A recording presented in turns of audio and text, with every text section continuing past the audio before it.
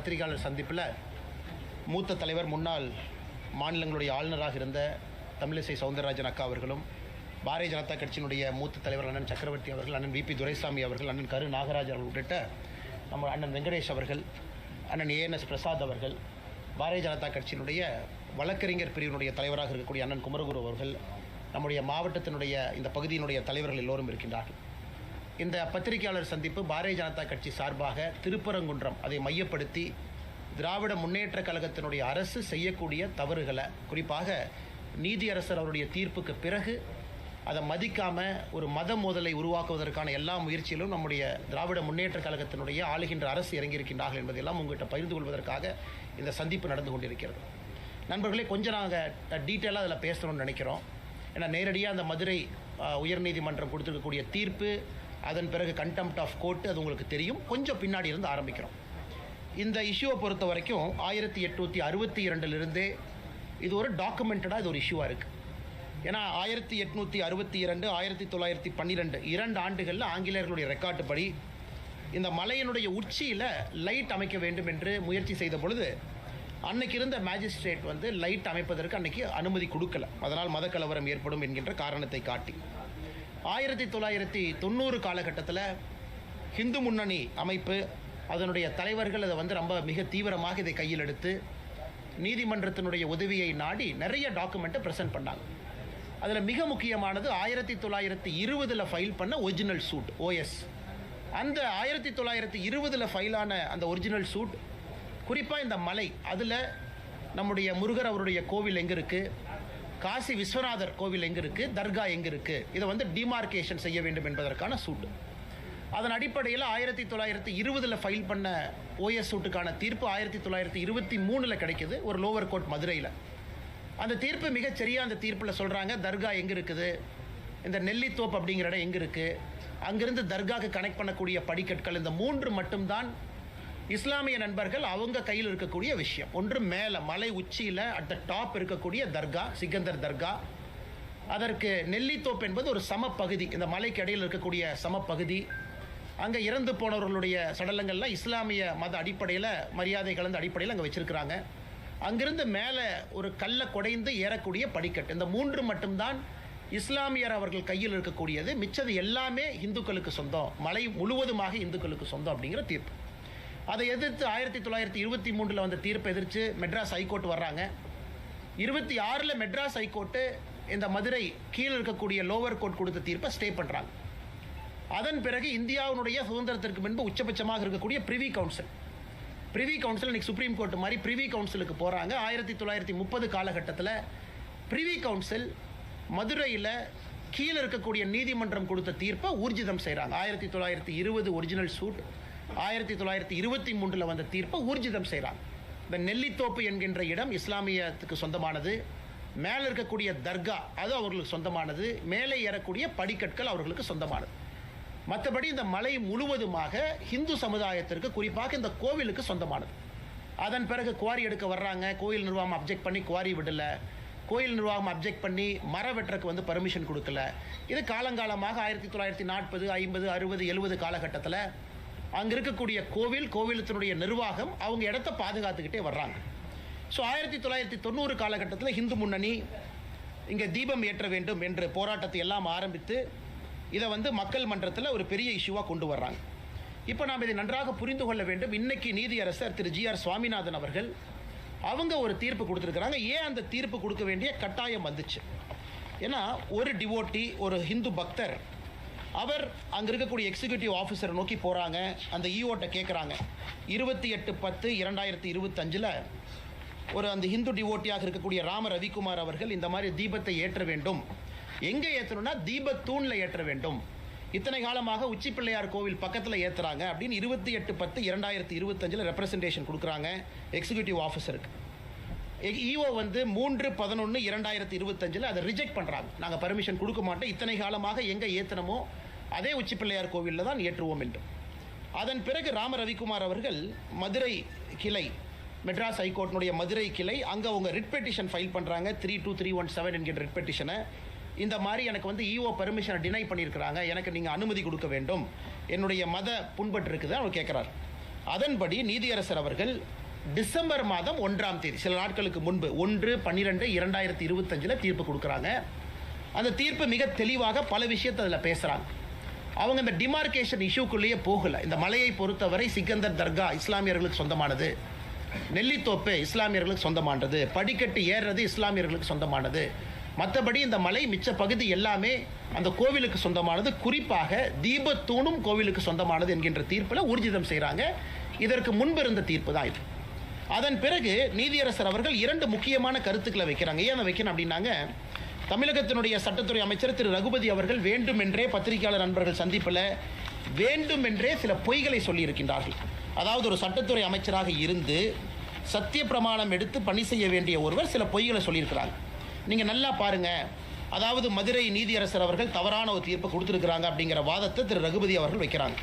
என்ன வாதத்தை வைக்கிறாங்கன்னா, இதில் இருக்கக்கூடிய பிரச்சனை எல்லாம் 2014 முடிஞ்சிருச்சு, 2014 அந்த பிரச்சனை முடிஞ்சிருச்சு, அன்னைக்கே டிவிஷன் பெஞ்சு தீர்ப்பு கொடுத்துட்டாங்க. டிவிஷன் பெஞ்சினுடைய தீர்ப்பு படி உச்சி பிள்ளையார் கோவிலில் மட்டும்தான் நாம் தீபத்தை ஏற்றணும், மேலே போக வேண்டிய அவசியம் இல்லை. அதனால் நீதியரசர் அவர்கள் தன்னுடைய கடமையை சரியாக செய்யலை அப்படின்னு. இதை மாண்புமிகு நீதியரசர் அவர்கள் டிசம்பர் 1ஆம் தேதி கொடுத்த தீர்ப்பில் மிக முக்கியமாக இந்த பாயிண்ட்டை ஹைலைட் பண்ணி பேசியிருக்கிறார். அவர் எதுவும் மறுக்கலை. இந்த பாயிண்ட்டை ஹைலைட் பண்ணி பேசுகிறார். அதை மட்டும் ஆங்கிலத்தில் உங்களுக்கு படித்து காட்ட விரும்புகின்றோம். அதாவது 2014 போட்டிருக்கக்கூடிய ரிட் பெட்டிஷன் எதை ரகுபதி அவங்க கோட் பண்ணுறது, 2017 டிவிஷன் பெஞ்ச் ஆர்டர், இது இரண்டும் என்ன சொல்கிறாங்கன்னா, அதில் பெட்டிஷனர் என்ன கேட்குறாங்கன்னா, தீபத்தை மலையினுடைய உச்சபட்சமான உச்சியில் ஏற்ற வேண்டும் என்று கேட்கின்றாங்க. So the petitioner wanted the deepam to be lit at the hilltop. He further argued that lighting the lamp near Moksha Deepam is not in consonance with the scripture. The learned judge rightly rejected the request. அவர் 2014 தீர்ப்பை சரின்னு தான் சொல்றார். This was because the title over the hilltop has already been declared as vesting in the Muslim. மலையினுடைய உச்சி பகுதி top most part அது இஸ்லாமியர்களுக்கு சொந்தமானது என்கின்ற 1920 OS தீர்ப்பை இருக்கு. A settled issue cannot be reopened அப்படிங்கிறார். நான் இந்த இஷ்யூவை திரும்ப ரீஓப்பன் பண்ணல. ஆனால் இன்னைக்கு பெட்டிஷனரை முன்னாடி என்ன கேட்குறாங்க, தீபத்தூணில் இதை ஏற்ற வேண்டும் என்று கேட்கின்றார்கள். தீபத்தூண் என்பது மலையினுடைய உச்சியில் இல்லை. 2014 தீர்ப்பு, 2017 தீர்ப்பு என்பது மலை உச்சியிலே தீபத்தை ஏற்ற வேண்டும் என்கின்ற தீர்ப்பு. அதற்கு மாண்புமிகு நீதியரசர் அவர்கள் அந்த காலகட்டத்தில் கொடுக்கல. அது சரியான காரணம் தான். ஏன்னா இந்த நீதியரசர் சொல்றது அது மிக முக்கியமாக தர்காக்கு சொந்தம்னு அது ஊர்ஜிதம் ஆயிடுச்சு. ஆனால் தீபத்தூண் என்பது மலையினுடைய உச்சியில் கிடையாது. யாருமே போய் தர்காக்கு பக்கத்தில் தீபத்தூணில் ஏற்ற வேண்டும் என்று சொல்லல. தர்காவிலிருந்து 50 மீட்டர் தூரத்தில் கொஞ்சம் கீழே இருக்கக்கூடிய தீபத்தூணில் ஏற்ற வேண்டும் என்பதுதான் இன்னைக்கு போட்டிருக்கக்கூடிய ரிட் பெட்டிஷனுடைய சாராம்சம். த mask is at the highest peak, the தீபத்தூன் is at the lowest peak. இரண்டுமே வேறு வேறு மலை உச்சியில் இருக்கு.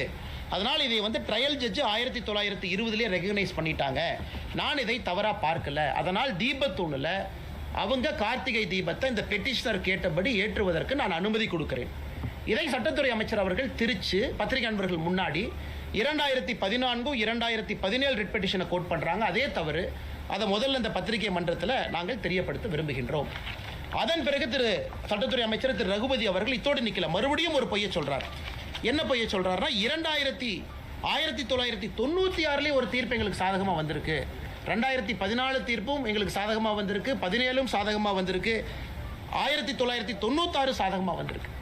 1996 தீர்ப்பு என்பது அந்த ஆண்டுக்காக கேட்கப்பட்டது.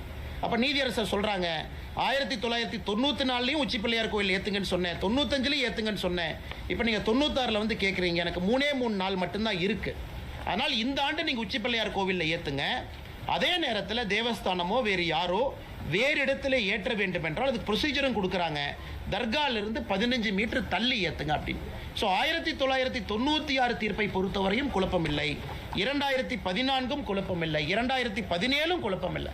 இந்த மூன்றும் வேறு வேறு விஷயத்தை எடுத்து இன்னைக்கு ரகுபதி அவர்கள் ஒரு பொய்யை சொல்லி பத்திரிகை நண்பர்கள்ட்ட இன்னைக்கு நீதியரசர் அவர்கள் தவறான தீர்ப்பை கொடுத்திருப்பதா சொல்றாங்க. இதை முதல்ல உங்களுக்கு கிளாரிஃபை பண்ணணும். அந்த மலையை பொறுத்தவரை தீபத்தூண் என்பது மலையினுடைய உச்சியில கிடையாது. மலையினுடைய உச்சியில தர்கா இருக்கு. அதை யாரும் கூட வேண்டும் என்று கேட்கல, அது வேறு.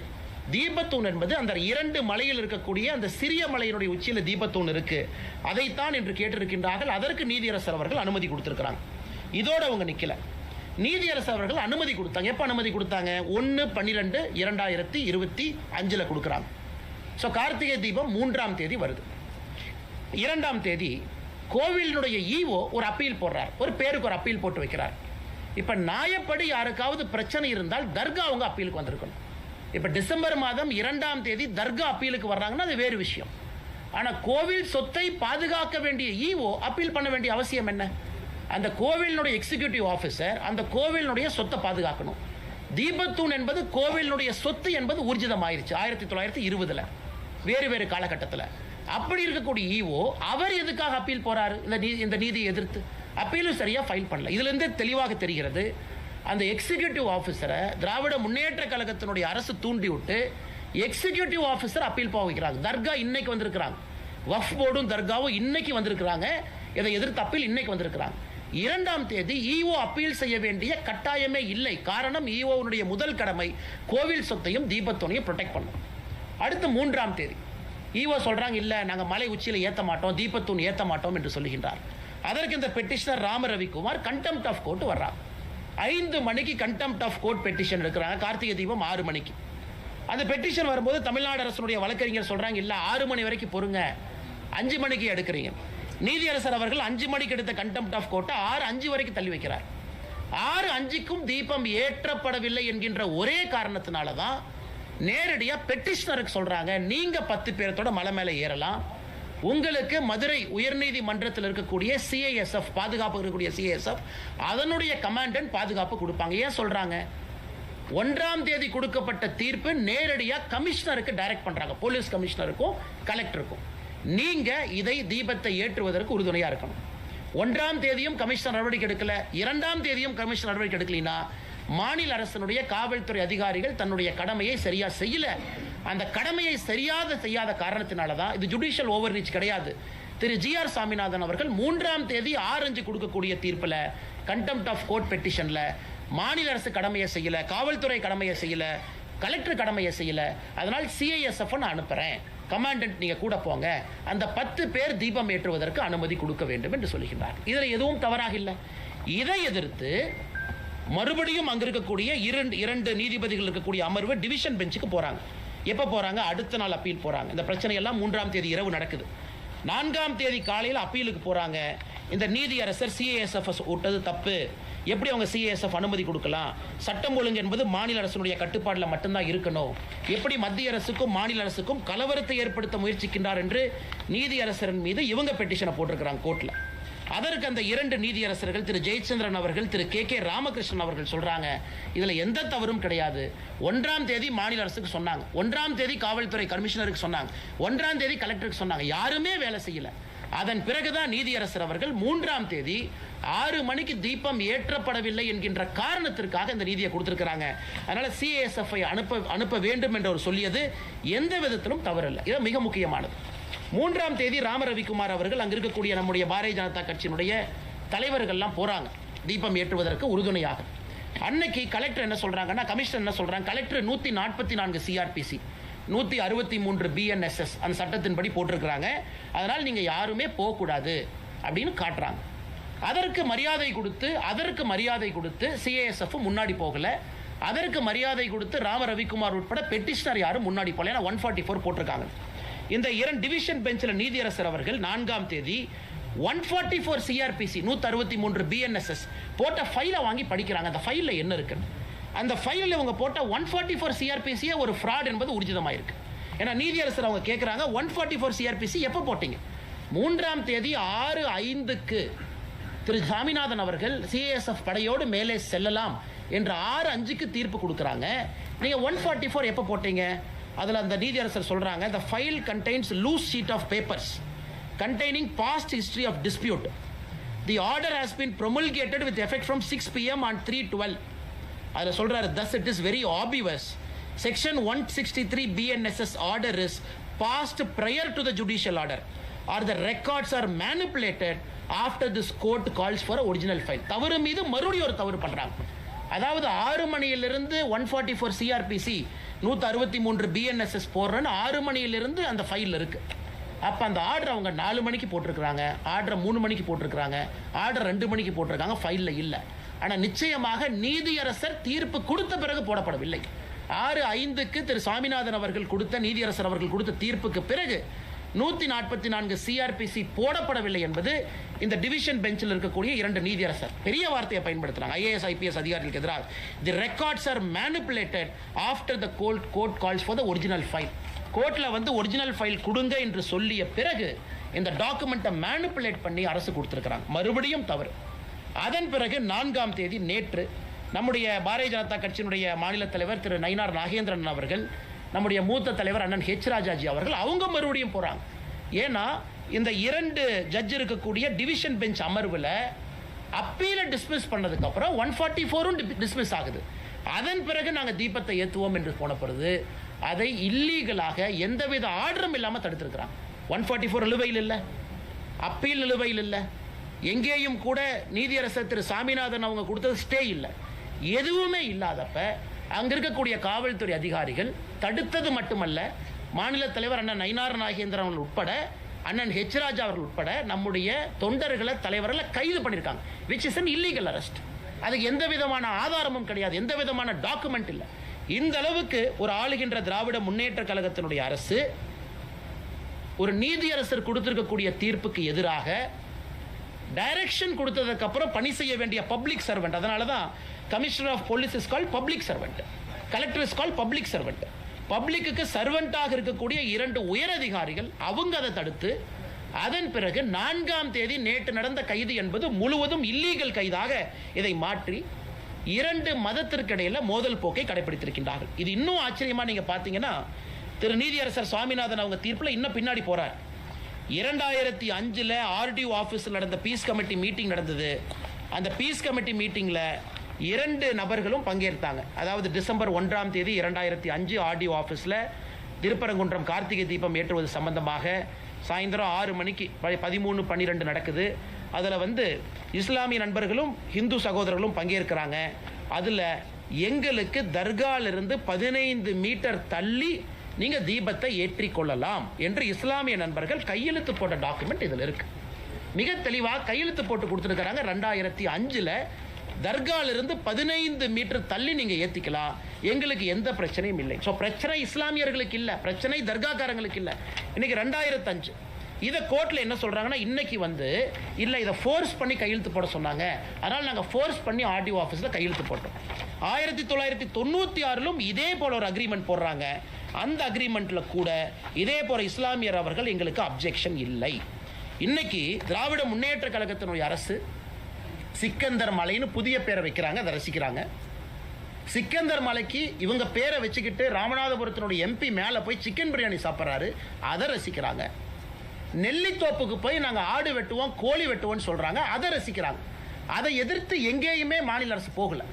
அதை எதிர்த்து டிவோட்டிஸ் போனாங்க. அதை எதிர்த்து இந்து மதத்தை நம்பிக்கையாக வழிபடக்கூடிய டிவோட்டி போறாங்க. எப்பங்க? அக்டோபர் 2025, 1 மாசத்துக்கு முன்னாடி அவங்க போய் கோர்ட்ல ஆர்டர் வாங்குறாங்க, நெல்லித்தோப்புல ஆடு கோழி வெட்டக்கூடாது. இன்னைக்கு இவ்வளவு ஆர்வமாக தர்காக்காரங்க செய்யற வேலையெல்லாம் கோவிலினுடைய எக்ஸிகியூட்டிவ் ஆஃபீஸர் பண்றாரு இன்னைக்கு.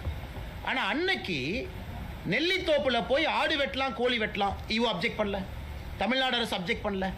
சிக்கந்தர் மலைன்னு பேர் சொல்றாங்க, தமிழ்நாடு அரசு அப்ஜெக்ட் பண்ணல. அந்த எம்பி 100 பேர்த்து கூட்டு போய் சாப்பிட்றாரு, அப்ஜெக்ட் பண்ணல. அன்னைக்கு எங்கேயுமே அப்ஜெக்ட் பண்ணாதவங்க அன்னைக்கு அந்த நீதியரசருடைய தீர்ப்பும் கூட அதையும் குறிப்பிட்டிருக்கிறார். மாநில அரசு அப்ஜெக்டே பண்ணல, 2 இந்து பக்தாதிகள் அப்ஜெக்ட் பண்ணதுக்காக இந்த தீர்ப்பு கிடைச்சிருக்கு. அப்படி இருக்கும் பொழுது ஒருதலை பட்சமாக தமிழகத்தில் இந்து மதத்தை நம்பக்கூடிய பக்தர்களுக்கு எதிராக மிக முக்கியமாக அப்பீஸ்மெண்ட் பாலிடிக்ஸினுடைய உச்சபட்சமான ஒரு அரசியலை திராவிட முன்னேற்ற கழகத்தினுடைய அரசு செய்கிறாங்க. என் கையில் இருக்கக்கூடிய லிஸ்ட் பார்த்தீங்கன்னா, தமிழகத்தில் எங்கேயெல்லாம் இந்து கோவிலை இடிச்சாங்க, திராவிட முன்னேற்ற கழகம் ஆட்சிக்கு வந்த பிறகு இந்து கோயிலை இடிச்சது.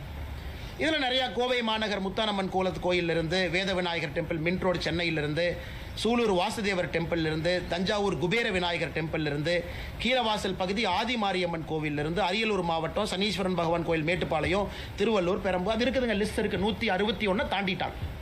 அதில் சில ரெக்கார்டை பார்த்தீங்கன்னா கோர்ட்டு சொன்னாங்க இடிச்சோம். கோர்ட் எப்போ சொன்னாங்க? சாயந்தரம் தீர்ப்பு கொடுத்தாங்க. எப்போ இடிச்சிங்க? அடுத்த நாள் காலையில் 2 மணிக்கு. அப்போ கோர்ட்டு வேணுமா? அதாவது சில இந்து கோவிலை இடிக்கும் பொழுது கோர்ட்டு சொன்னாங்க நாங்கள் இடித்தோம். அதுக்கு சில order by Madras high court citing encroachment, Madurai corporation high court direction, night கொடுத்தாங்கன்னா காலையில் 2 மணிக்கு இடிச்சாங்க. அன்னைக்கு கோர்ட் வேணும். ஏன்னா ஒரு கோவிலை இடின்னு கோர்ட்டு தீர்ப்பு கொடுத்ததுக்கப்புறம் காலையில் 2 மணிக்கு இடிச்சாங்க. ஆனால் இன்னைக்கு அதே கோர்ட்டு திருப்பரங்குன்றம் மலையின் மீது தீபத்தூண்ல தீபத்தை ஏத்துங்கன்னு கோர்ட் சொல்லும் பொழுது இவர்களுக்கு கோர்ட் வேண்டாம். கிட்டத்தட்ட 161 கோயிலில் பல இடத்துக்கு சோர்ஸே இல்லை, ஆர்டரே இல்லை. எந்த ஆர்டர் பேசிஸில் அவங்க இடிச்சாங்க, கோர்ட் ஆர்டரே இல்லை. அப்படி இருக்கும் பொழுது எத்தனை சர்ச்சை, எத்தனை மாஸ்கை இல்லீகலாக அவங்க இடிச்சிருக்கிறாங்க. திராவிட முன்னேற்ற கழகம் ஆட்சிக்கு வந்த பிறகு 2021 மே 6ஆம் தேதியிலிருந்து தமிழகத்தில் இல்லீகலாக இருக்கக்கூடிய ஒரு சர்ச் என்கரோச்மெண்ட், மக்களுடைய பயன்படுத்தக்கூடிய அல்ல புறம்போக்கு நிலம்னு பல கொடுத்துருக்குறாங்க. ஒன்று இடிச்சாங்களா? கிடையாது. எத்தனை மசூதி இடிச்சிருக்கிறாங்க? கிடையாது. தமிழ்நாட்டில் எந்த சர்ச்சும் மசூதியும் ஆக்கிரமிப்பு நிலத்தில் இல்லையா? இருக்கு. ஆனால் என்ன ஒரு நியாயம்? எல்லா இதையும் இடிக்காதீங்க, எல்லாருக்கும் அவங்கவுங்க பகுதியில் வழிபாட்டு உரிமையை கொடுங்க, அதைத்தான் நாம கேட்கிறோம். அல்லது ஒருதலை பட்சமாக 161 கோயிலுக்கு மேலே இடிச்சிட்டு இன்னைக்கு உயர்நீதிமன்றம் ஒரு தீர்ப்பு கொடுத்த பிறகு அதை பின்பற்ற மாட்டோம் என்று சொல்லி மிகப்பெரிய சட்ட பிரச்சனை உருவாக்கி இன்னைக்கு பார்லிமெண்ட்ல போய் பேசுறாங்க. பார்லிமெண்ட்ல பேச வேண்டிய நிலைமை என்னங்க? பார்லிமெண்ட்ல இவர்கள் போய் இந்தியாவுடைய மத நல்லிணக்கத்தை கெடுத்துட்டேன்னு இவங்க பேசணும், அரசியலமைப்பு சட்டத்தை தூக்கி போட்டு விட்டேன் என்று பேசணும், ஒரு கோர்ட்டு கொடுத்த ஆர்டரை ஃபாலோ பண்ணலின்னு தானே பார்லிமெண்ட்ல பேசணும். பார்லிமெண்ட்ல போய் என்ன பேசுறாங்க? திராவிட முன்னேற்ற கழகத்தினுடைய எம்பிக்கள், காங்கிரஸினுடைய எம்பிக்கள், விசிகாவுடைய எம்பிக்கள் என்ன பேசுறாங்க இன்னைக்கு? அதாவது தமிழகத்தில் இந்து மதவாத சக்திகள் தமிழகத்தில் ஜாதி கலவரத்தை, மத கலவரத்தை உருவாக்குறாங்க. இது எப்படி இந்து மதவாத சக்தி ஆகும்? கோர்ட்டுக்கு போய் கோர்ட்ல வெயிட் பண்ணி கோர்ட்டு ஒரு தீர்ப்பு கொடுத்த பிறகு முறையாக போய் அன்னைக்கு 144 சிஆர்பிசி போட்டிருக்கின்றோம் என்று தவறாக சொல்லியும் கூட அதையும் பின்பற்றி பெட்டிஷனர் திரும்ப வர்றாங்க. நேற்று எந்த ஆர்டருமே இல்லாத நாளில் இல்லீகலா இத்தனை பேர்த்தை கைது செய்துவிட்டு இன்னைக்கு சம்பந்தமே இல்லாம பாராளுமன்றத்தில் போய் இவர்கள் நாடகம் ஆடி கொண்டிருக்கின்றார்கள். இதை இந்த பத்திரிகையாளர் சந்திப்பு மூலமாக தமிழக மக்களுக்கு எடுத்து சொல்லணும். எந்த அளவுக்கு அவங்க ஃப்ராடு பண்ணியிருக்கிறாங்க, எந்த அளவுக்கு பொய்ய சொல்லியிருக்கிறாங்க, எந்த அளவுக்கு ஒருதலை பட்சமாக நடந்திருக்கின்றார்கள், எந்த அளவுக்கு இதே கோயில் ஆடு வெட்டு கோழி வெட்டுன்னு சொன்னும் பொழுது பேசாமல் இருந்தவங்க இன்னைக்கு தீபத்தூண்ல தீபத்தை ஏற்று என்று சொல்லிய பிறகு இந்த டிராமா பண்றாங்க.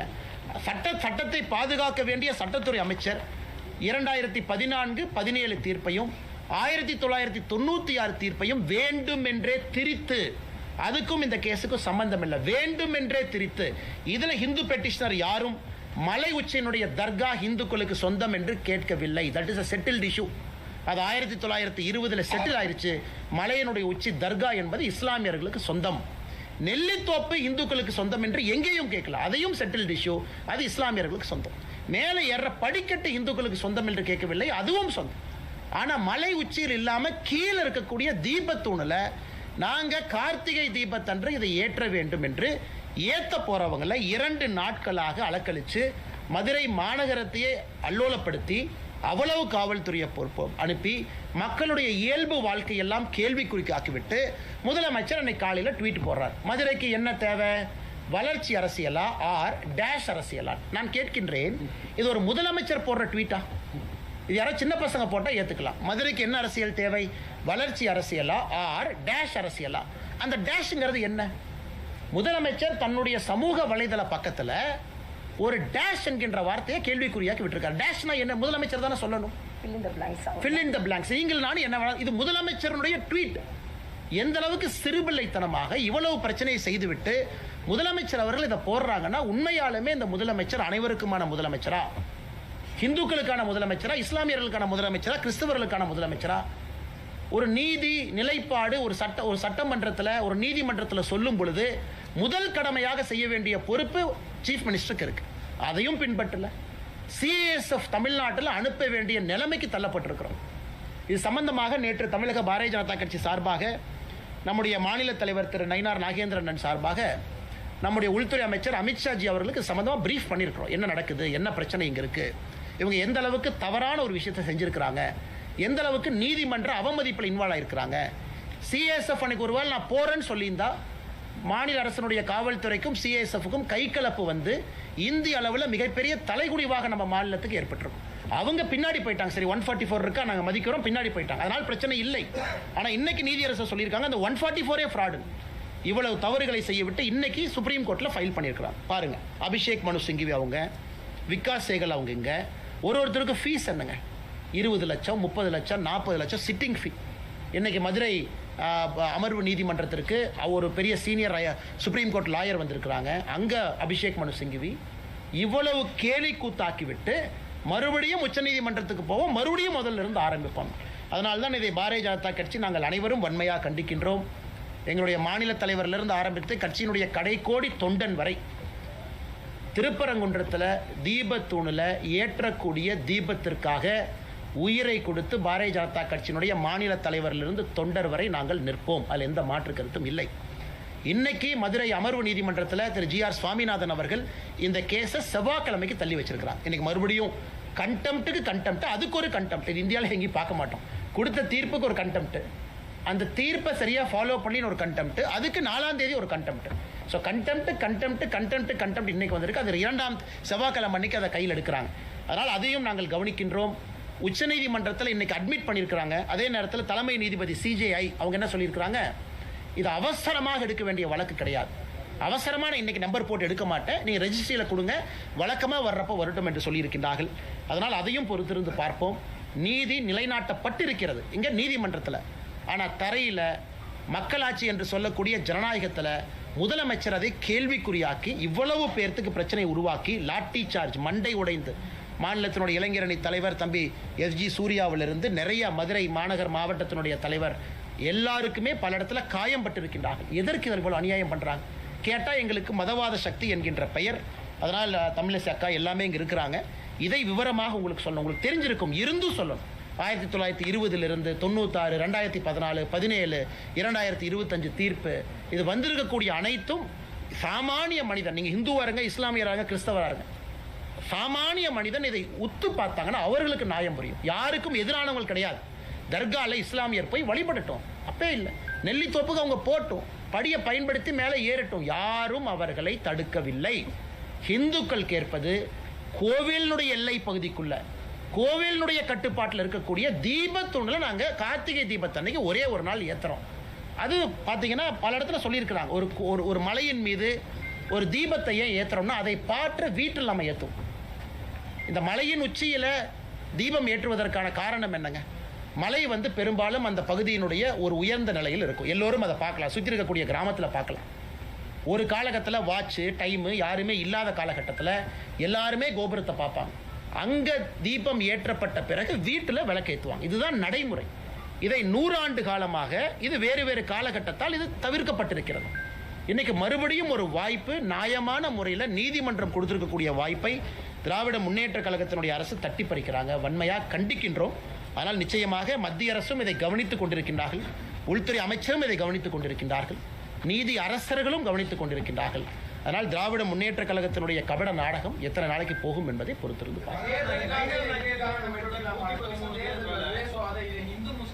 ஆனால் நீங்க பாருங்க, இதுல திரு ராம ரவிக்குமார் அவர்களும் மொத்தம் 6 பெட்டிஷனர். முதல் பெட்டிஷனர் ராம ரவிக்குமார், அவரோட 5 பேர். 6 பெட்டிஷனருக்காகத்தான் நிறைய பேர் அதுவும் கேட்டீங்க, எதுக்கு 10 பேர் அனுப்பணும்? 6 பெட்டிஷனர் கூட 4 பேர் லாயர் இருக்கலாம், 10 பேர். அதனால் இத்தனை பெட்டிஷனரும் இதுவரை அமைதி காக்குறாங்க. யாரும் இஸ்லாமிய சகோதரர்களுக்கு எதிராக ஒரு வார்த்தை தவறாக பேசலை.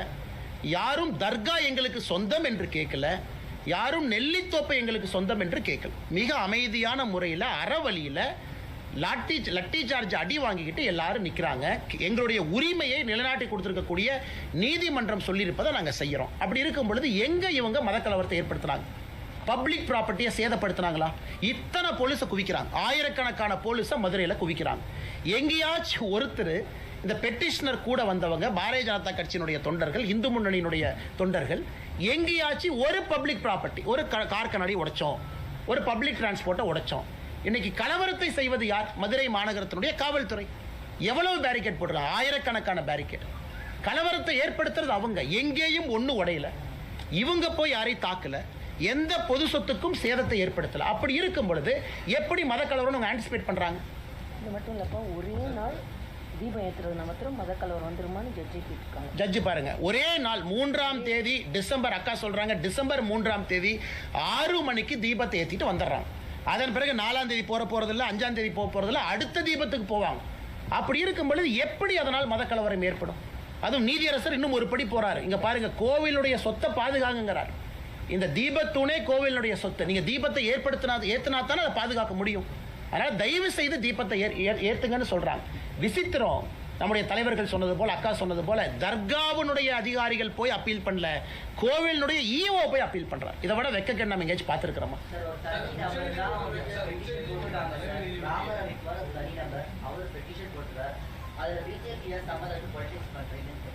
சார், இது ராம ரவிக்குமார் ஒரு பெட்டிஷன் போட்டிருக்கிறாங்க. மொத்தம் 5 பெட்டிஷனர் இருக்காங்க சார். மொத்தம் 6 பேருடைய பெட்டிஷனை தான் அந்த நீதியரசர் அவருடைய ரிட் பெட்டிஷனில் 6 பேர் தான் மொத்தமாக எடுத்துக்கிட்டாங்க. 5 பேர் வந்து ஏற்றணும், ஒருத்தர் ஏற்ற வேண்டாம், மொத்தம் 6 பேர். இப்போ அரசியல் கட்சியினுடைய அடிப்படை உரிமை, அடிப்படை கடமை மக்களுக்காக நிற்பது. நாங்கள் மக்கள் மனநிலையை பிரதிபலிக்கிறோம். மதுரை மாநகரத்தில் இருக்கக்கூடிய மக்கள் மனநிலையை பிரதிபலிக்கிறோம். அவர்களும் மக்கள் தான். நீதிமன்றம் ஒரு தீர்ப்பு கொடுக்குறாங்க, அதற்கு பாரதிய ஜனதா கட்சி ஆதரவாக இருக்குது. இது அப்போ அரசியல் கட்சி எதுக்கு நடத்தணுங்க? எனக்கு ரகுபதி அவங்க கேட்குறாங்க, பாரதிய ஜனதா கட்சிக்கு இதுக்கும் சம்பந்தம்னா அரசியல் கட்சி எதுக்கு நடத்தணும்? மக்களுடைய மனநிலையை பிரதிபலிப்பதற்கு அரசியல் கட்சி இருக்கு, மக்களுக்காக அரசியல் கட்சி இருக்கு.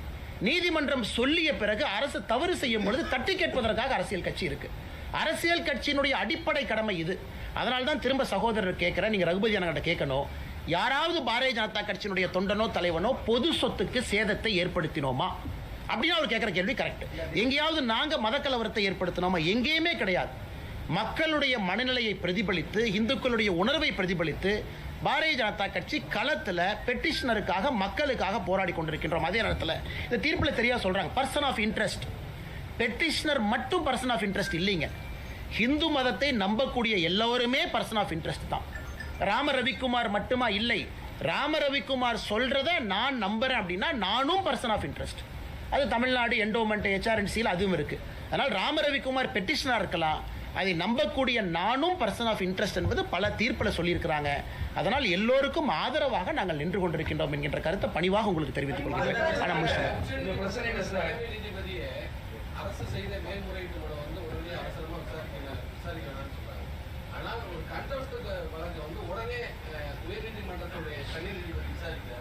நீதிபதி விமர்சனம் பண்றாங்க. நீதிபதியுடைய ஜட்ஜ்மெண்ட் விமர்சனம் பண்ணி ஆர்ப்பாட்டம் பண்ணிருக்காங்க. நீதிபதியா அவர் இருக்கிறது தகுதி இன்னைக்கு நீதியரசர் அவர்கள் இன்று காலையில் உச்சநீதிமன்றம் போன்ற ஒரு நடவடிக்கை போது உயர்நீதிமன்ற தகுதி உள்நோக்கத்தோடு செயல்படுறாங்க ஒரு குற்றச்சாட்டு. அண்ணா, இதில் உள்நோக்கம் என்கின்ற, அதனால தான் ரொம்ப டீட்டெயிலாக ஜட்ஜ்மெண்ட்டை பேசுகிறோம். அவர் 1996 ஜட்ஜ்மெண்ட்டை மீறி இருந்தால் பரவாயில்ல, 2014 மீறி இருந்தால் பரவாயில்ல, 17 மீறி இருந்தால் பரவாயில்ல. அதைத்தான் ரகுபதி அவர்கள் சொல்கிறாங்க. ஜட்ஜ்மெண்ட்டே வேறு என்பது உங்கள் முன்னால் நாங்கள் வைக்கின்றோம். இந்த ஜட்ஜ்மெண்ட்டே வேறு. இரண்டாவதுங்கண்ணா, நீதியரசர் அவர்கள் கண்டெம்ட் எப்போ எடுத்தார்னா 5 மணிக்கு கண்டெம்ட் எடுக்கிறாரு 3ஆம் தேதி. அட்வொகேட் ஜெனரல் சொல்கிறாங்க, இல்லைங்க ஐயா 6 மணிக்கு தான் தீபம் ஏற்றும். அதுக்காக கண்டெம்ட்டை 1 மணி நேரம் தள்ளி வைக்கிறார்.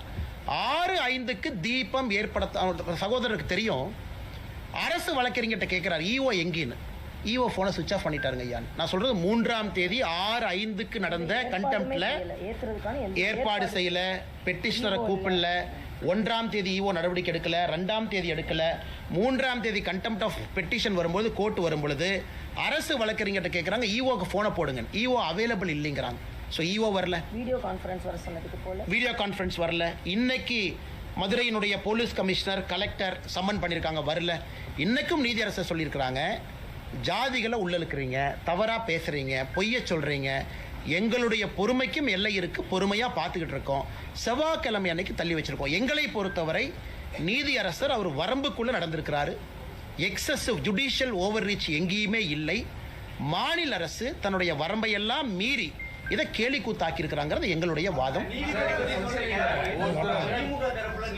என்ன சொல்றாங்கன்னா, இதே நீதிபதி மதுரை அமர்வுல அந்த நீர் வழித்தடங்களை கண்காணிப்பதற்கான அமர்வுல நீதிபதியா இருக்காரு. இன்னைக்காச்சும் ஒரு நாள் நீர் வழித்தடம் ஆக்கிரமிக்கப்பட்ட பொழுது இந்த சிஐஎஸ்எஃப் வீரர்களை அனுப்பி அவர் அந்த ஆக்கிரமிப்பை அகற்றியிருந்தா அண்ணா இன்னைக்கு வந்து ஒத்துக்கிறங்கன்னா ஒரு வாதம். அது இன்னைக்கு ஒரு எக்ஸ்ட்ரானரி கேஸ்.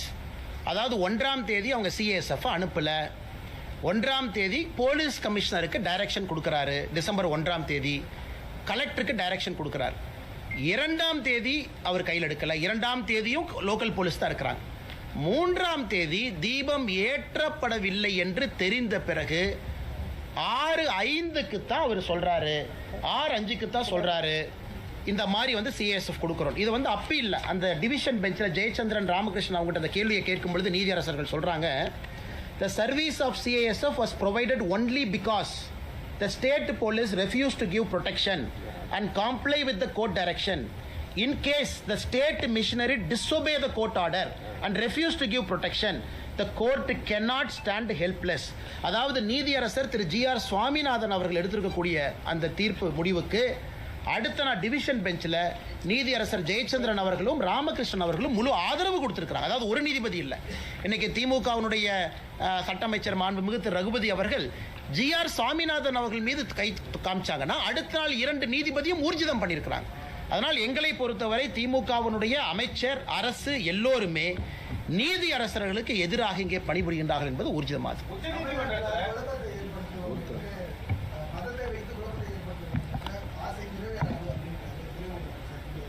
துரைமுருகன் ஐயாக்கு இது தெரியுமா எனக்கு தெரியலீங்க. துணை முதலமைச்சர் திரு உதயநிதி ஸ்டாலின் அவர்களுக்கு எஸ்ஐஆர்னு என்னன்னே தெரியல. பத்திரிகை நண்பர்கள் எஸ்ஐஆர் கேட்டதுக்கு புது விளக்கம் கொடுக்கிறார். இந்தியாவில் யாருமே எஸ்ஐஆருக்கு ஒரு துணை முதலமைச்சராக இருக்கிறவருக்கு எஸ்ஐஆர் விளக்கமே தவறு. அதனால் உண்மையாலுமே அவருக்கு இந்த கோர்ட் இஷ்யூ தெரியுமா, ஜட்ஜ்மெண்ட் தெரியுமா, தெரிஞ்சு தான் பேசுகிறாரா அப்படிங்கிறது மாண்புமிகு துணை முதலமைச்சரின் மீது எங்களுடைய குற்றச்சாட்டு. இரண்டாவது, மாண்புமிகு துணை முதலமைச்சர் அவர்கள் இன்னைக்கு புரிஞ்சுக்கணும், இவர் 1ஆம் தேதி சொன்னாங்க, 2ஆம் தேதி சொன்னாங்க, 3ஆம் தேதி சொன்னாங்க. அன்னைக்கு துணை முதலமைச்சர் எங்கே போனார்? அதாவது அவர்கள் ஆட்சியில் இருக்கக்கூடிய காவல்துறைக்கு டைரக்ஷன் கொடுத்துருக்கிறாங்க. பின்பற்ற வேண்டியது துணை முதலமைச்சருடைய பொறுப்பு. எதுவுமே செய்யல. இன்னைக்கு இந்த மாதிரி மதக்கலவரத்தை ஏற்படுது. திரும்ப திரும்ப நாங்கள் சொல்றோங்கன்னா, மதக்கலவரம் என்பது பொது சொத்துக்கு தீ வச்சாங்களா? இஸ்லாமிய நண்பர்களை யாராவது இங்க தவறா பேசினாங்களா?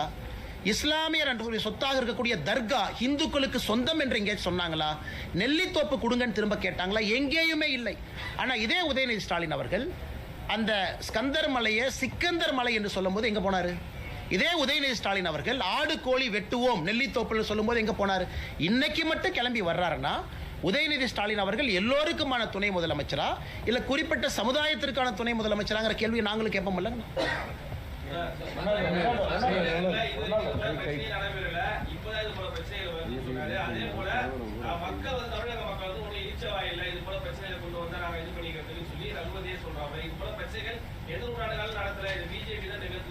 ஏன்னா எங்களை பொறுத்தவரை இங்க குமரகுரு அண்ணன் வரும்பொழுது எங்களுடைய வழக்கறிஞர் பிரிவினுடைய தலைவர் அவங்க இருந்தாங்க. அவங்க வழக்கறிஞர்கிட்ட பேசும்பொழுது மேலே வரும்பொழுது சொன்னாங்க, மாநில தலைவரோட அனுமதியை பெற்று பாரதிய ஜனதா கட்சி திரு சட்ட அமைச்சர் ரகுபதி அவர்கள் மீது கண்டெம்ட் ஆஃப் கோர்ட்டுக்கு போறோம் அப்படின்னு. காரணம், நீதி அரசரை பற்றி தவறா பேசியிருப்பது, ஜட்ஜ்மெண்ட்டை குழப்பி பேசியிருப்பது, நீதி அரசர்களுடைய மாண்பை ஒரு சட்டத்துறை அமைச்சரே அதை தவறாக வழிநடத்தியிருக்கிறார். அதை வந்துடுறேன். ஸோ ரகுபதி அவங்க பிரஸ் மீட்டை பொறுத்த வரைக்கும் நேற்றைய பிரஸ் மீட்டே அது கண்டெம்ட் பிரஸ் மீட். அது ஏன்னா தவறான தகவலை சட்ட அமைச்சராக உங்கள் முன்னாடி சொல்லியிருக்கிறாங்க.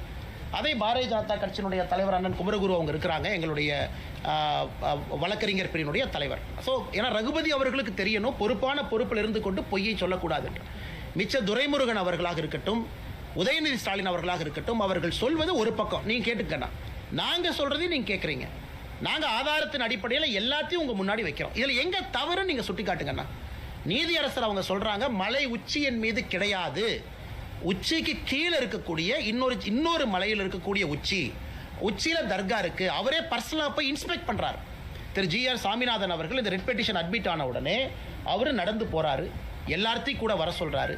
நீதியரசர் போய் எல்லாத்தையும் இன்ஸ்பெக்ட் பண்ணிட்டு தீர்ப்பு கொடுக்கிறார். அப்படின்னா ஒரு ஸ்பாட்டுக்கு போகாம தீர்ப்பு கொடுக்கல, ஸ்பாட்டுக்கு போயிட்டு தான் தீர்ப்பு கொடுக்கிறாரு. அப்படி இருக்கும் பொழுது திரும்ப திரும்ப திரும்ப நீதிமன்றத்தை குறை சொல்வது, நீதியரசரை குறை சொல்வது, திரும்ப திரும்ப இதே வேலையை செய்யறாங்கன்னா எப்படி? இப்பதான் பார்த்தோம், இந்தியாவில் முதல் முறையாக மாநில அரசு மெட்ராஸ் ஹைகோர்ட் கொலிஜியம் ரெக்கமெண்ட் பண்ண உடனே திருப்பி அனுப்பியிருக்கிறாங்க. அதையும் பார்த்து இந்தியாவில் எங்கேயுமே நடக்காத விஷயம். இன்னைக்கு தமிழ்நாட்டில் மாநில அரசு Madras high court collegium, Madras high court நீதியரசர்களாக யார் வர வேண்டும் என்கின்ற ரெக்கமெண்டேஷனை மாநில அரசு இந்திய அரசியல் வரலாற்றில் முதல்ல திருப்பி அனுப்பியிருக்காங்க. அப்போ என்ன, உங்களுக்கு பிடிச்ச ஜட்ஜு தான் வரணும், பிடிக்காத ஜட்ஜு வந்தால் கேள்வி கேட்பீங்க. நீங்க போடுற ஜட்ஜு தான் வரணும். நிறைய நீதியரசர்கள், நாங்கள் எந்த நீதியரசர்களுமே தவறா சொல்லல, இதற்கு முன்பு திமுக கட்சியில் இருந்தவங்க அப்பா இருந்தவங்க, ஆனால் ஏற்றுக்கிட்டோம். ஏன் ஏற்றுக்கிட்டோம்? அது ஒரு ப்ராசஸ்ல வந்திருக்கிறாங்க, கொலிஜியத்தில் வந்திருக்கிறாங்க. மாநில அரசு ஏற்றுக்கிட்டாங்க, மத்திய அரசு ஏற்றுக்கிட்டாங்க, உச்சநீதிமன்றத்தினுடைய கொலிஜியம் ஏற்றுக்கிட்டாங்க. நாங்கள் எங்கேயுமே கேள்வி கேட்கலையே. ஆனால் முதல் முறையாக கேள்வி கேட்டு தெரியப்படுத்துறாங்கன்னா நீதிமன்றத்தின் மீது அவர்களுக்கு நம்பிக்கை இருக்கதா என்பதை திராவிட முன்னேற்ற கழகத்தினுடைய அரசு தெளிவுபடுத்தணும். பெண்களை வழிபட விடணும் உச்சநீதிமன்றம் கூறிய போது பாஜக அதை நிராகரித்தது, அதுக்கு அப்போஸ் பண்ணியிருந்தது. ஆனா சபரிமலை ஐயப்பன் கோயில்ல பெண்களை வந்து வழிபட அனுமதிக்கணும் அப்படின்னு சொல்றாங்க பாஜக. அதை வந்து எதிர்த்து உச்சநீதிமன்ற தீர்ப்புக்கு எதிராக சொல்லியிருந்தது. ஆனா இதே திருப்பரங்குன்றம் தீர்ப்புல வந்து நீதிபதி பொறுத்து தீர்ப்பை வந்து ஏற்றுக்கணும். நல்ல வேலை இந்த கேள்வி கேட்டீங்கன்னா நிறைய பேர் இது கேட்குறாங்க. நல்ல கேள்வி, அருமையான கேள்வி, பதில் சொல்கிறோம். ஆனால் பதில் சொல்கிறேன், விமர்சனம் எல்லாம் நல்ல கேள்வி. 100 ஆண்டுகளுக்கு முன்பு திருப்பரங்குன்றத்தில் தீபத்தூணில் தான் தீபம் ஏற்றுனாங்க. 100 ஆண்டுகளுக்கு முன்பு, 100 ஆண்டுகளாகத்தான் இல்லை தீபத்தூண் ஏன் கட்டி வைக்கணுங்கண்ணா? ஒரு கோவில் 1200 ஆண்டுகளுக்கு பழமையான ஒரு கோவில், அந்த கோவிலில் தீபத்தூண் எது கட்டி வைக்கணும்? தீபம் ஏற்றுறக்கு. ஸோ 100 ஆண்டுகளுக்கு முன்பு தீபம் ஏற்றிருக்கிறாங்க, 100 ஆண்டுகளாக ஏற்றப்படவில்லை. ஆனால் சபரிமலையில் 100 ஆண்டுகளுக்கு முன்பு பெண்கள் உள்ளே போனாங்களா? போகல. புதிதாக ஒரு விஷயத்தை சொல்லும் போது எதிர்க்கிறோம், ஆகம சாஸ்திரத்துக்கு எதிராக சொல்லும் பொழுது எதிர்க்கிறோம். 100 ஆண்டுகளுக்கு முன்பு தீபத்தூண் இருந்துச்சு. ஆனால் 100 ஆண்டுகளுக்கு முன்பு சபரிமலையில் பெண்கள் உள்ள போனாங்களா? இல்லை. சபரிமலையில் ஆண்டாண்டு காலமாக இருக்கக்கூடிய வழக்கத்தை மாற்றி புதுசாக ஒரு பொய்யை சொல்லும் போது நாங்கள் எதிர்க்கிறோம். அதே மாதிரி திருப்பரங்குன்றத்தில் ஆண்டாண்டு காலமாக இருந்த வழக்கத்தை 100 ஆண்டுகளாக செயல்படுத்தல, இன்னைக்கு செயல்படுத்த வேண்டும் என்று நீதிமன்றம் தீர்ப்பு கொடுக்கும் பொழுது அதற்கு அரணாக நாங்கள் நிற்கின்றோம். அதனால் எங்கள் நிலைப்பாட்டில் சபரிமலையாக இருந்தாலும் திருப்பரங்குன்றம் இருந்தாலும் ஹிந்து மக்களுடைய உணர்வு, அவங்க என்ன நினைக்கிறாங்க, எது நியாயமோ, கோர்ட் என்ன சொல்லியிருக்கோ அதுலேயும் பார்த்தீங்கன்னா சரி. சபரிமலையில் எதற்காக கோர்ட் அப்பீல் நிறுத்தி வச்சாங்க? இந்த போராட்டத்தை பார்த்தாங்க, தவறுன்னு புரிஞ்சுக்கிட்டாங்க, அப்பீல் வந்து போச்சு, கேரள அரசே தன் ஸ்டாண்டை மாற்றுச்சு. அதனால் இன்னைக்கு இந்த மாதிரி ஒரு குழப்பமான ஒரு விஷயத்தை திமுக சொல்கிறாங்கன்னா உங்களுக்கு சபரிமலை இஷ்யூவும் புரியல, திருப்பரங்குன்ற இஷ்யூவும் புரியல, ரெண்டையும் குழப்பி சொல்லுகின்றார்கள். எங்களை பொறுத்தவரை எங்கள் நிலைப்பாடு சமமாக சரியாக இருக்கு. சார்,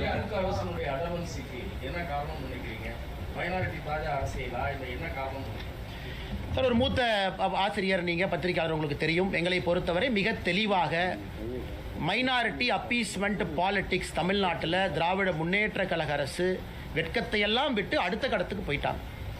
இன்னைக்கு நீதிபதிக்கு எதிராக அங்கே இருக்கக்கூடிய ஜமாத் மக்களை வர சொல்கிறாங்க, பேரணி போகணுங்கிறாங்க, போஸ்ட் அடித்து ஒட்டுறாங்க. அங்கே இருக்கக்கூடிய ஒரு ஜமாத் நீதிமன்றத்திற்கு முற்றுகை போராட்டம் கால் பண்ணியிருந்தாங்க 4ஆம் தேதி. யாராச்சும் கைது பண்ணாங்களா? ஒரு நபரை கைது பண்ணியிருக்கிறாங்களா? சொன்னவங்களை கைது பண்ணியிருக்காங்களா? எதுவுமே கிடையாது. ஆனால் சோஷியல் மீடியாவில் போஸ்ட் போட்டால் கைது.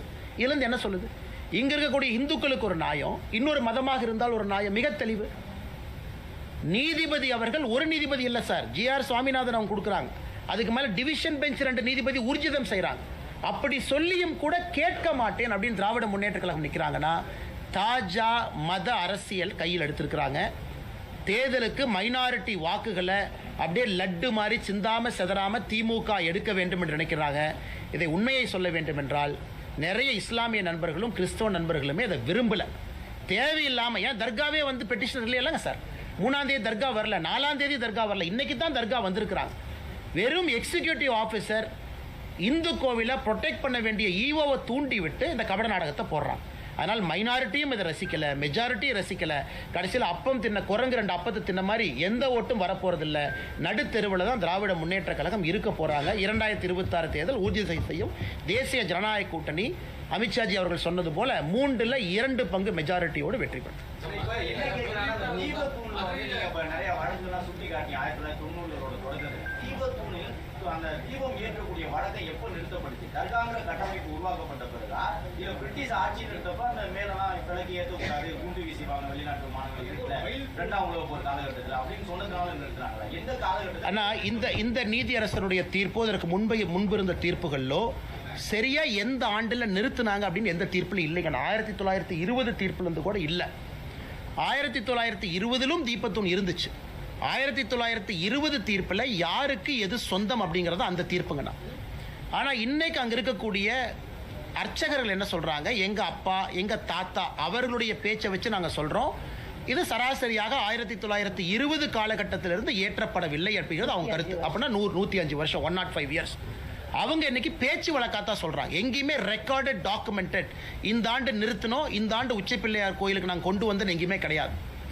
இன்னொரு காரணம் என்னன்னா, இதில் பெட்டிஷனர் சொல்கிறாங்க மோட்ச தீபம் தான் உச்சிப்பிள்ளையார் கோவில் பக்கத்தில் மோட்ச தீபம் தான் ஒரு காலத்தில் ஏற்றப்பட்டிருந்தது. கார்த்திகை தீபம் என்பது எப்பொழுதுமே தீபத்தூணில் இருந்துச்சு. எப்போ அது நிறுத்தப்பட்டதோ மோட்ச தீபம் ஏற்றக்கூடிய இடத்துல தான் கார்த்திகை தீபம் ஒன்றா வருது. அதே ஆகம சாஸ்திரத்தின்படி தவறுங்கிறது ஒரு ஆர்குமெண்ட். அதனால் இன்னைக்கு தீர்ப்பு ஹிஸ்டாரிக்கல் ரெக்கார்ட்ஸ் எல்லாம் பார்த்து இதற்கு முன்பு இருந்த நடைமுறையை திரும்ப கொண்டு வந்திருக்கிறாங்க. அதனால் இன்னைக்கு மாநில அரசு அவங்க கையில் ரெக்கார்ட் இருக்குது, அவங்க கையில் என்டோமெண்ட் ரெக்கார்ட் இருக்குது, அவங்க கையில் ஈஓ இருக்கிறாங்க. ஈஓ வந்து 3ஆம் தேதி 2ஆம் தேதி ஃபைல் பண்ணது, 1ஆம் தேதி தீர்ப்பு வந்து 2ஆம் தேதி ஃபைல் பண்ணது பார்த்தீங்கன்னா ஒரே ஒரு பேஜை மட்டும்தான் ரெஜிஸ்ட்ரியில் ஃபைல் பண்ணுறாரு. அதையும் நீதிபதி சுட்டி காட்டுறாங்க. ஒப்புக்கு சப்பானியாக ஈஓ வந்து ஒரு பேஜை ஃபைல் பண்ணிட்டு ஓடிட்டாரு. அதுவும் இன்அட்மிசிபிள். ஸோ ஈஓவை பொறுத்த வரைக்கும் 1ஆம் தேதி தீர்ப்பு கொடுத்தா 2ஆம் தேதி அப்ஜெக்ட் பண்ணும், போய் பேப்பர் கொடுத்து வந்துட்டார். எந்த வித சப்போர்ட்டிங் டாக்குமெண்ட் இல்லை. அப்படி தான் இன்னைக்கு ஈஓ இருக்கிறாங்க. அதனால் திரும்பவும் நாங்கள் பத்திரிகை நண்பர்களுக்கு வலியுறுத்துகின்றோம். நீங்கள் பார்க்குறீங்க, நீங்கள் கிரவுண்டில் இருக்கிறீங்க, நீங்கள் கிரவுண்டில் போய் பார்ப்பீங்க. இது மத கலவரத்தை ஏற்படுத்துவதற்கான முயற்சி இல்லை. கடந்த 5 நாட்களாக யாராவது இஸ்லாமியருக்கு எதிராக பேசுகிறாங்களா? இல்லை. பொது சொத்தை சேதப்படுத்தினாங்களா? இல்லை. காவல்துறை தவறான ஒரு விஷயத்தை சொல்லும் பொழுது கூட ஒபே பண்ணாங்களா? ஆமாம். 144 சிஆர்பிசியே பொய், அதை ஏற்றுக்கிட்டு திரும்பி வந்தாங்களா? உண்மை. நேற்று மாநில தலைவர் நயினார் நாகேந்திரன் ராஜா அண்ணன் நம்ம தொண்டர்களை கைது பண்றதற்கு காவல்துறைக்கு அனுமதி இருக்கா? இல்லை. ஏன்னா நேற்று 144 இல்லை. இத்தனையும் பொறுத்து கொண்டிருக்கின்றோம். ஆனா திமுக எங்களை பார்த்து நாங்க தவறு செய்யறோம்னு சொல்றது எப்படி பொறுத்துக்க முடியுங்க?